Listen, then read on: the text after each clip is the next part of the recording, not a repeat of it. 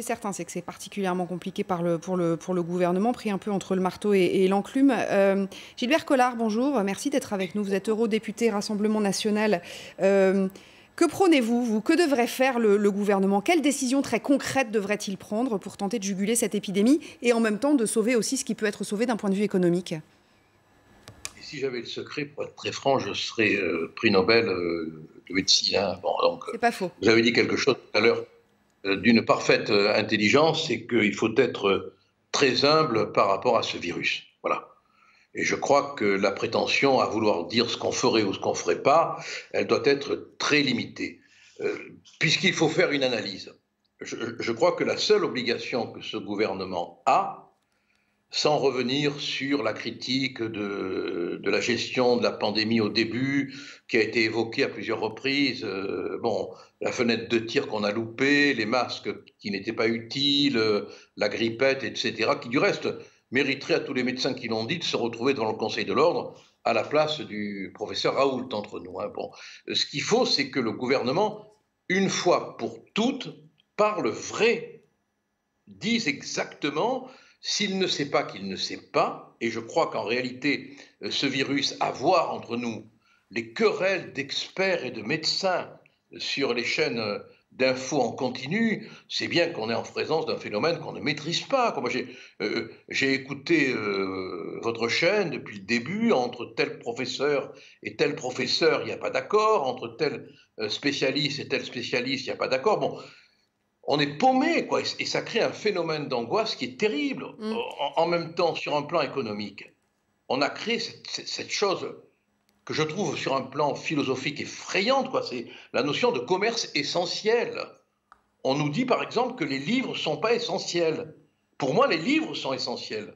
Alors on voit Monsieur Bricolage ouvert, on voit les supermarchés ouverts, et on voit les petits commerces de proximité fermés. Bon, on peut pas acheter de jouets parce que ça serait pas essentiel pour les enfants. Mais on entre dans la manière dont la pandémie est gérée sur le plan psychologique maintenant. Hein. On entre dans une espèce de période qui va créer des dégâts, non pas économiques, ça c'est acquis, hein, mais qui va créer des dégâts psychologiques terribles. Alors, terribles. Restez avec nous, Gilbert Collard, je vais demander l'avis du médecin sur le plateau. Pardonnez-moi, restez avec nous, hein, je vous reprends dans une seconde. Et d'ailleurs, justement, sur les attestations, Gilbert Collard, au sujet des restrictions de déplacement, en mai, le Rassemblement national se positionnait contre le confinement en disant en fait, ça a été un échec, ça n'a servi à rien. Vous êtes toujours sur cette ligne-là? Moi, je considère que le gouvernement a commis des erreurs terribles. La plus lourde de conséquences étant celle du président de la République le 15 juin, je crois, hein, quand il a déconfiné en chantant, quoi. Bon, en laissant croire que le virus, avec le soleil des vacances et le chant des cigales, était parti. Bon, là, il a donné une espèce de permission qui a été terrible de conséquences. Bon, je pense que le confinement tel qu'il est organisé aujourd'hui est maladroit.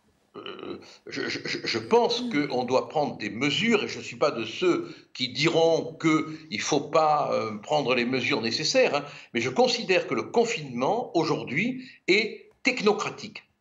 Il est dénué de bon sens. Et on en a parlé tout à l'heure. Quand vous pensez que les gosses, moi j'ai été informé par une amie, les gosses vont se baigner dans les piscines. Il y a 100 à 150 collégiens ou lycéens qui vont dans des piscines se baigner. Bon, ouais. Ils sont forcément vecteurs de risque. Bon, il y a un manque de bon sens qui est impressionnant. Alors, bon, en tout cas, on y verra un peu plus clair, sans doute à partir du 1er décembre. Et puis peut-être encore un peu plus clair au 18 décembre. On verra comment tout ça évolue. En tout cas, merci d'avoir été avec nous, hein, Gilbert Collard, pour répondre à toutes ces questions.